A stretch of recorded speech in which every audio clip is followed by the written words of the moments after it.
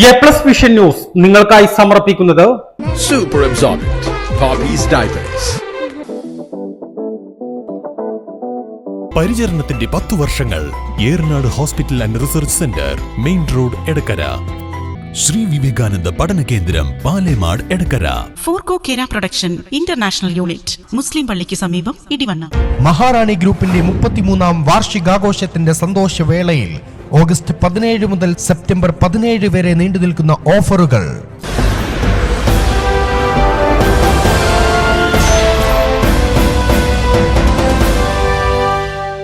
നിലമ്പൂർ നഗരസഭയിലെ 2 കോൺഗ്രസ് കൗൺസിലർമാരുടെ രാജി ആവശ്യപ്പെട്ട് നഗരസഭാ വൈസ് ചെയർപേഴ്സൺ അരുമ ജയകൃഷ്ണനും വനിതാ കൗൺസിലർമാരും രംഗത്ത്.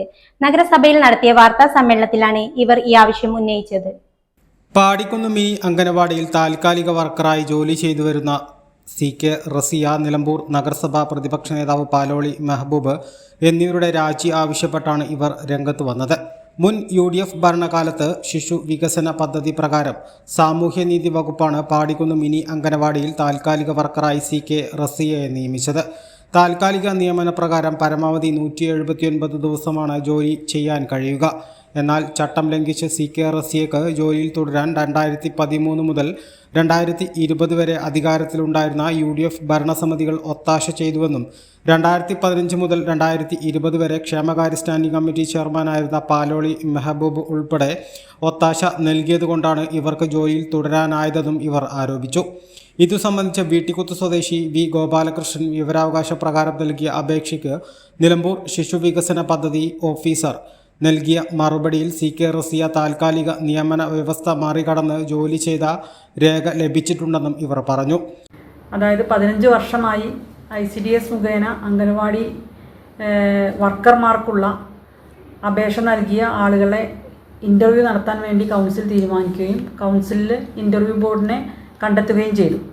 ഇതിൻ്റെ അടിസ്ഥാനത്തിൽ കൗൺസിൽ ഈ ഇൻ്റർവ്യൂ ബോർഡ് ഏകദേശം 500 ചില്ലാനം ആളുകളെ ഇൻ്റർവ്യൂ നടത്തുകയും ലിസ്റ്റ് ഉണ്ടാക്കുകയും ചെയ്തു. ഈ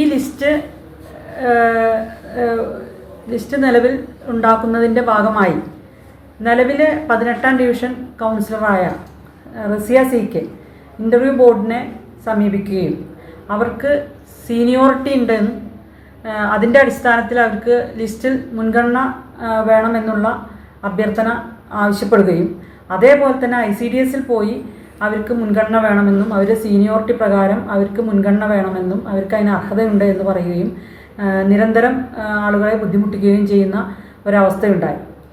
ഇതിൻ്റെ ഭാഗമായിട്ട് തന്നെ നമ്മൾ ലിസ്റ്റ് ഇട്ടപ്പോൾ ഈ ലിസ്റ്റിൽ അവർ പിന്നിലേക്ക് പോവുകയാണ് ഉണ്ടായത്.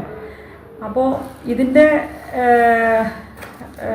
ഇവർ ഈ റസിയ CK പിന്നിൽ പോയതിൻ്റെ ഭാഗമായി അവർ ഹൈക്കോടതിയിൽ പോയി അവർക്ക് മുൻഗണന വേണമെന്നുള്ള രീതിയിൽ ഒരു സ്റ്റേ ഓർഡർ വാങ്ങി വരികയും ഈ ലിസ്റ്റിൽ നിന്ന് അതിൻ്റെ ഭാഗമായി താൽക്കാലികമായി പോലും ഒരാളുകളെ എടുക്കാൻ പറ്റാത്തൊരു സാഹചര്യമാണ് ഇന്ന് ഉണ്ടായിട്ടുള്ളത്.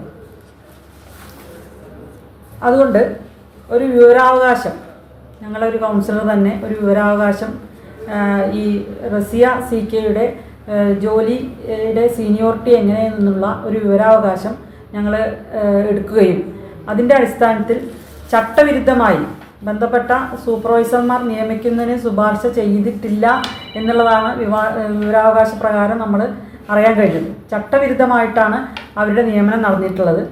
അന്നത്തെ നിയമനം നടത്തിയിട്ടുള്ളത് 2014 മുതൽ 2019 വരെ ഇവർ ഏകദേശം 4 വർഷത്തോളം തുടർച്ചയായിട്ട് ഒരു അംഗനവാടിയിൽ, അതായത് പാടിക്കുന്ന് മിനി അംഗനവാടിയിൽ ഇവർ വർക്ക് ചെയ്തിരുന്നുവെന്നും ഈ ഒരു അംഗനവാടിയിൽ വർക്കറായിട്ട് താൽക്കാലികമായിട്ട് ചുമതല ഏൽക്കുന്ന ഒരാൾക്ക് 179 ദിവസമേ അവിടെ ജോലി ചെയ്യാൻ പാടുള്ളൂ. അത് കഴിഞ്ഞാൽ അവർ സ്വാഭാവികമായിട്ടും അവിടുന്ന് മാറുകയും വേറൊരാളെ അവിടെ നിയമിക്കുകയും ചെയ്യുന്ന ഒരവസ്ഥയാണ് ഉണ്ടാവേണ്ടത്.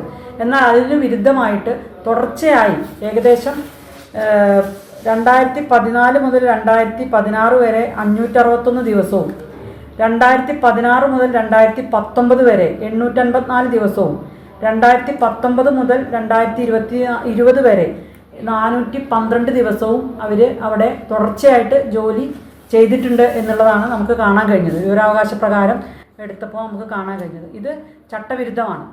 ഇക്കാര്യത്തിൽ വിജിലൻസ്, സാമൂഹ്യനീതി വകുപ്പ് മന്ത്രി ഉൾപ്പെടെയുള്ളവർക്ക് പരാതി നൽകും.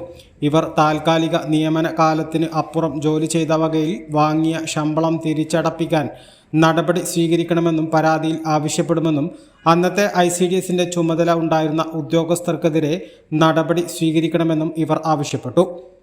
ഉണ്ട് എന്നുള്ളതാണ് ഇപ്പോൾ ഞങ്ങൾ ആരോപിക്കുന്ന വിഷയം. കാരണം അന്നത്തെ ഭരണസമിതി ക്ഷേമകാര്യ സ്റ്റാൻഡിംഗ് കമ്മിറ്റി ചെയർമാൻ പാലോളി മെഹബൂബായിരുന്നു. പാലോളി മെഹബൂബിൻ്റെ അറിവില്ലാതെ ഇത്തരം കാര്യങ്ങൾ നടക്കില്ല. സ്വാഭാവികമായിട്ടും അവരുടെ കൂടെയുള്ള ഒരാൾ എന്നുള്ള നിലയ്ക്ക് അവർ എന്തും ചെയ്യാം എന്നുള്ള രീതിയിലാണ് കാര്യങ്ങൾ ചെയ്തു പോയിട്ടുള്ളത്. നമ്മൾ ഇതിൻ്റെ നിയമവശം എല്ലാം പഠിച്ച് ഈ അംഗനവാടി ICDS സൂപ്പർവൈസർമാരിൽ നിന്ന് അവരുടെ ഒരു ശുപാർശ പോലും ഇല്ലാതെ എങ്ങനെ അവരെ അവിടെ നിയമിച്ചു എന്നുള്ളതാണ് നമുക്കറിയേണ്ടത്.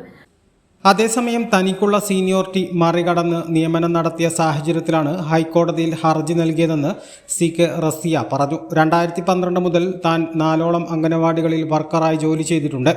2013 മുതലാണ് പാടിക്കുന്ന് മിനി അംഗനവാടിയിൽ വർക്കർ ജോലിയിൽ പ്രവേശിച്ചത്. 2020 നടന്ന നഗരസഭാ തെരഞ്ഞെടുപ്പിൽ കൗൺസിലറായി ജയിക്കുന്നതുവരെ തനിക്ക് ശമ്പളം ലഭിച്ചിരുന്നു. തന്നോട് ഒരിക്കൽ പോലും ജോലിയിൽ നിന്ന് മാറാൻ ആരും ആവശ്യപ്പെട്ടിട്ടില്ലെന്നും പാർട്ടിയുമായി ആലോചിച്ച് തുടർ നടപടികളുമായി മുന്നോട്ട് പോകുമെന്നും റസിയ പറഞ്ഞു. A+ vision, Nilambur.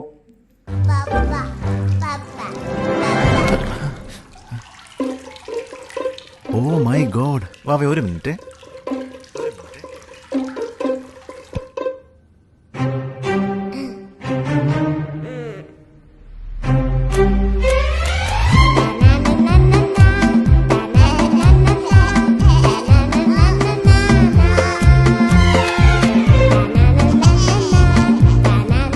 Super absorbent. Poppy's diapers.